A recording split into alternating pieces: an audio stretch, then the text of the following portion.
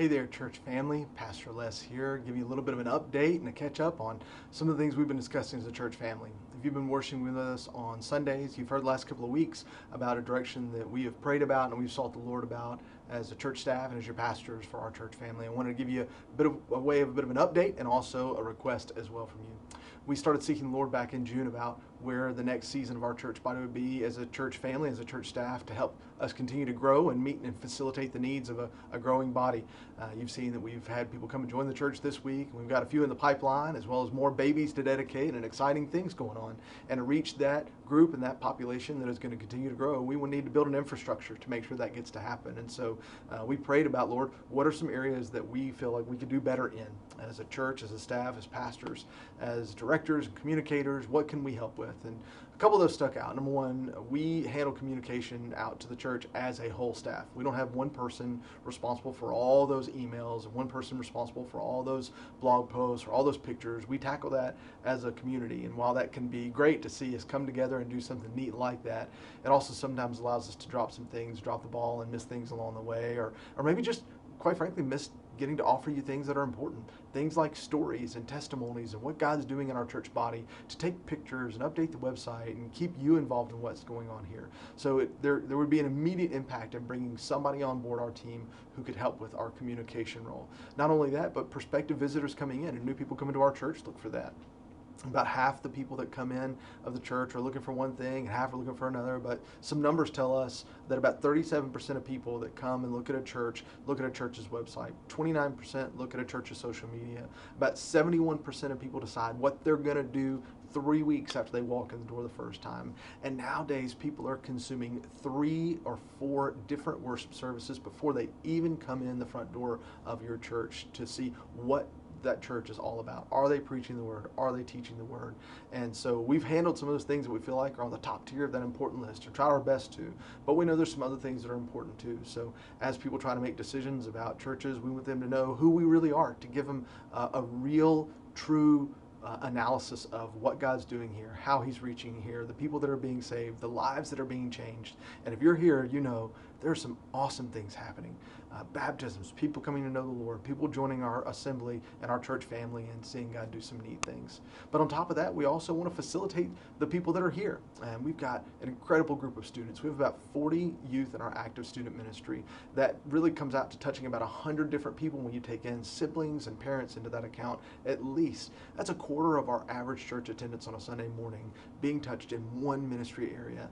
And while we do a lot to serve our children's ministry and we have someone fully dedicated to that full time, we've not been able to follow up some of the transition in our staff to maintain that. Pastor Matt was serving in that area again and helping cover some of that as we were letting the dust settle of some of the staff changes in the last few years. But now that we've done that, Pastor Matt is now serving in family ministry and in our Bible fellowship as our Bible fellowship director, education pastor. And so that's fully taken up his time. And while he's overseeing these other ministry areas, we understand that your kids, your students, they matter, and we want to put the time there into. So we hired in a candidate in Ryan Kinzer, who has been amazing. Ryan's phenomenal. Ryan has served with our students for years and years and has served in a part-time capacity for this last year. But if there's one thing that we saw, it's that if he can't be able to give everything we want to give because he's a husband first and a father second and an employee and a full-time job third, then we can't expect anybody to do that. And so as we prayed, Lord, what can we do? We really just kind of got to an unavoidable conclusion that we needed to be able to give more to get that. And that's a hard thing to do when you're looking at $100,000 negative in our budget projected for the next year, conservative, potentially as our most conservative number. It's hard to do that when you look at what it takes to bring somebody in. It's going to cost about an extra $50,000 to bring somebody in full time to do that. And really, we're just not a staff where one person has one job. So looking at our communication needs, looking at our student needs, we decided that that would be through much prayer as a pastoral staff and as a team, that's the best avenue we have to meet the needs of the church, is to go and bring those two worlds together and just hire a knockout person that God is already shaping and forming to come be part of our team here at Chilhowie Hills. So number one, pray about that for us. We've had you praying for the last couple of weeks and making financial commitments to do that. Like I said, it costs about $50,000 on top of what we already have allocated for a staff person. Once you figure in taxes and once you figure in retirements and things of that nature that we take care of our staff with. And so we can meet that a couple different ways. Number one, our goal could be to reach just that $50,000 goal. That would be maybe 40 people giving it a $25 a week number. So that's $25 above what you give right now. So if you give nothing, man, this is a great entry point for being able to give and be part of our church family and say, hey, I can give $25 a week, sure. Maybe it's that you give a substantial amount of your income and you've made a discipline of giving and you say, you know what, I've been praying about what the next step would be for us. And we ask that you consider that $25 a week category because 40 of those together meets that $50,000 number, and that would be amazing. But we've also given the option for $50 a month, $50 a week, or $100 a week.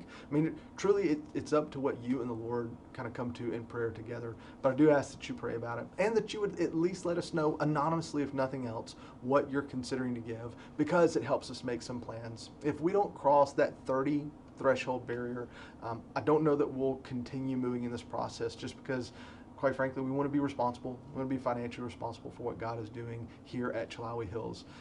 Maybe if you've never given before and you're not, look, I know that I want to give sacrificially. And in the Old Testament, God gave us a tithe as a marker, and that's 10%. And I can't do that. Well, consider something smaller. And maybe you're one of the few folks that attend our church and you've been giving for a long time and you say, well, I can't give that, or maybe I don't necessarily feel comfortable giving this. Just consider this. This is the only other number I'll leave you with today. If of our 200 individual giving units, that's families or individuals that give, and if out of those 200, we all gave $15 more each above what we give now, we could wipe out not just that 100,000, but the 50,000 too, and everything at the end of the year would come out flush, and we wouldn't be, concerned about spending, or did we spend too much on this, or have we not spent enough on that? And it allows us to breathe a little easier and really do the thing that we're called to do, and that's to minister and love on people. So I pray that you'll do that, and that you'll consider that, and you'll join us in that giving.